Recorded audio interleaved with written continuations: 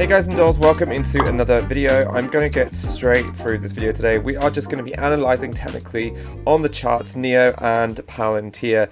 Now you guys know I'm extremely bullish on both of these stocks. The market is having a gigantic sell-off, as we all know. If you want more information on anything that's going on, then be sure to check out a lot of the videos that I have recently made on this channel, especially the video I had just uploaded about 2 or 3 hours before this, because it will explain fully in depth why the markets are going off right now and what is happening and where I'm expecting the markets to kind of bottom. So that is some information there for you. If I go straight onto the charts and draw up on our baby NEO, we can see that we actually did break down below this $40 support line, which I had drawn on here about 2 months ago. Now we had tested this many times, so this was a really strong support line for NEO. We can see that we are oversold on the RSI, and again we are actually now below in bear territory because the 200 SMA is actually above the 21 EMA, which is this yellow line that I'm drawing on here, and this one here is the 200. So if I write 200 on that, that's the 200 SMA, and this one is the 21 EMA.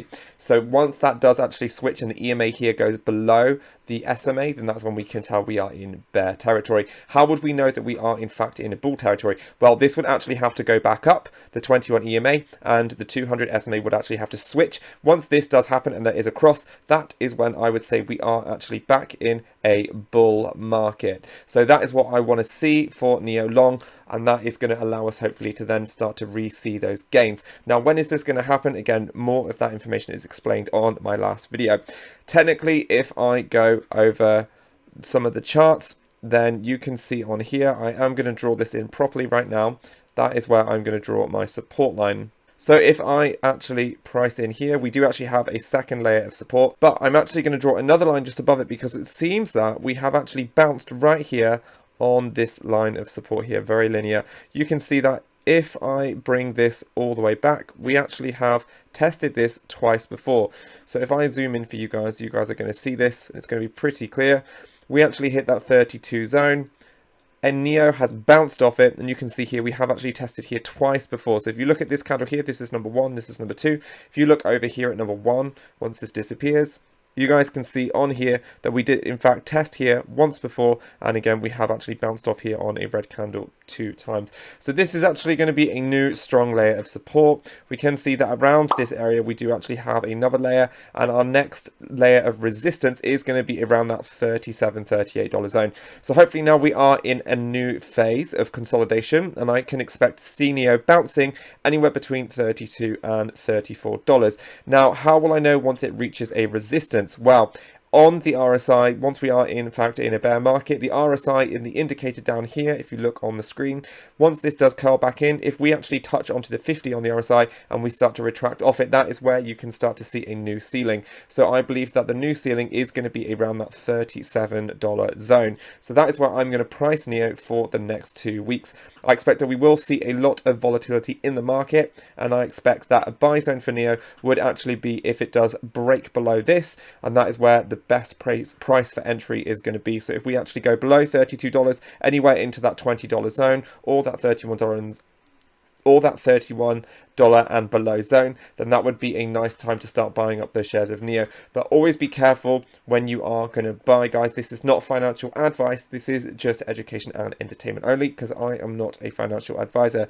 But that is what I am doing right now. This is just my own opinions, thoughts and analysis, and I hope that it helps you guys out.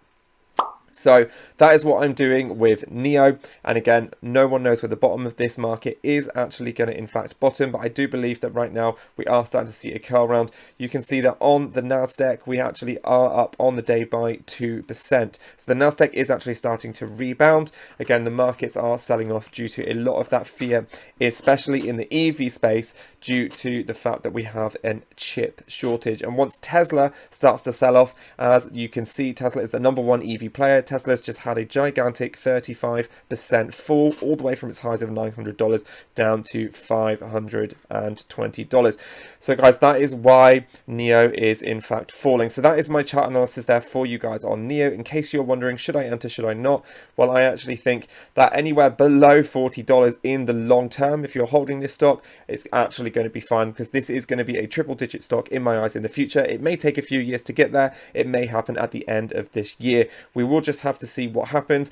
My target and price analysis for NIO has actually gone down this week due to the fact that we have had the announcement for a chip shortage. I didn't actually realize quite how bad it was actually going to be. So I'm actually going to put NIO's price target at the end of the year just below $100. I'm hoping for a good price target of around $90 to $95 by the end of the year. But we will just have to wait and see. But long term, I am very confident that NIO is going to be a triple digit stock. It is just going to take some time to get there. So it is about obviously managing your risk and riding through these times of volatility, because they are very volatile, guys. And if you can stomach volatility, as I've always said with EV stocks, then it is probably not best to hold them. It is very much like Bitcoin. You can see that we have 10 to 15% ups and downs in every single day. Even today, look, you can see that NIO has dropped 10%. So it just goes to show you how volatile an EV stock like NIO can be. And again, it is a Chinese stock, so it does hold that extra risk, because a lot of investors don't want to put their money in Chinese stocks. And why is that?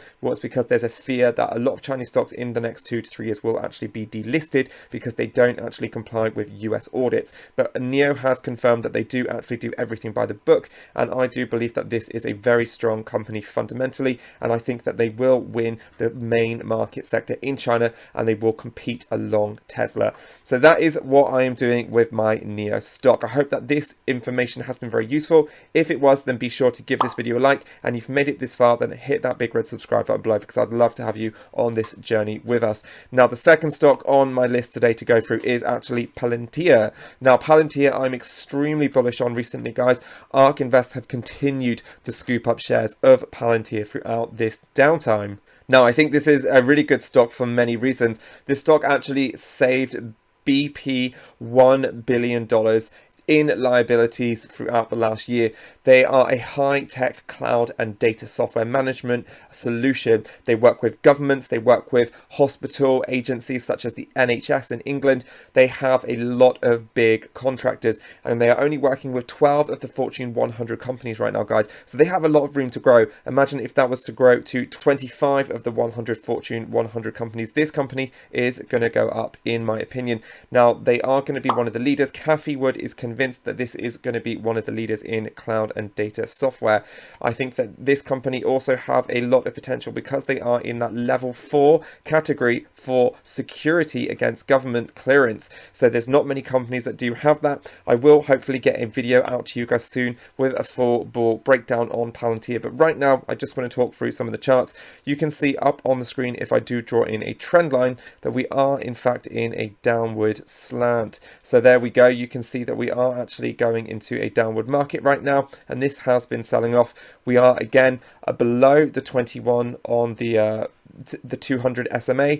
The chart does show that we are in a bear market because the 21 EMA, which is that yellow line here, which I'm pointing out, is actually below the 200 on the SMA. And again, you can see that we have liked to bounce off that 50 on the RSI. So if I actually go around here, and you guys can see if I draw on a 50 right now, you guys will see how this acts as a layer of support. So around this area, it doesn't have to be exactly on 50, guys, but you can see that when we are in fact in a bear market, this actually does like to test that 50 every single time on the RSI. And again, that is to show you that this is going to act as a new layer of resistance. So any time that Palantir does actually come down below these levels of the 30 on the RSI, that would be a chance to scoop up those shares. And anytime you see Palantir actually rising up, but it does hit that 50 on the RSI, then I would not be buying. I would be waiting for it to fall back, unless of course the 21 EMA, which is this line here, actually does start to cross back over that 200 SMA. So that would tell me then that in fact we are in a bull market, we are going to go long. That is when I would be more comfortable and happy to start purchasing those shares of Palantir if it was to in fact cross over the 50 on the RSI. So that is what I'm doing with Palantir right now. I do think that anywhere below $25 for Palantir long term is actually going to be a secure stock to hold in a portfolio. It's going to give you that diverse segment into cloud computer and analytics. So that's also something that's really good to know, because you always want to be diversified as much as possible.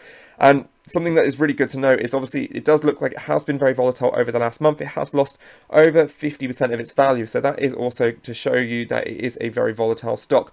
I do think that a lot of this is an overreaction to how the markets are selling off. And again, there's been a lot of bad news recently. So that is what I'm doing right now with Palantir. I would expect it over the course of the next few weeks to actually consolidate around the area of about $21 all the way up to about $30. So that is going to be a layer of resistance, guys. As you can see around here, we do have a ton of resistance. So that is exactly what I'll be doing. Again, I think that the majority of the time it is going to bounce around that $22 to $24 range before we actually get more catalysts moving forward, hopefully stimulus at the end of March.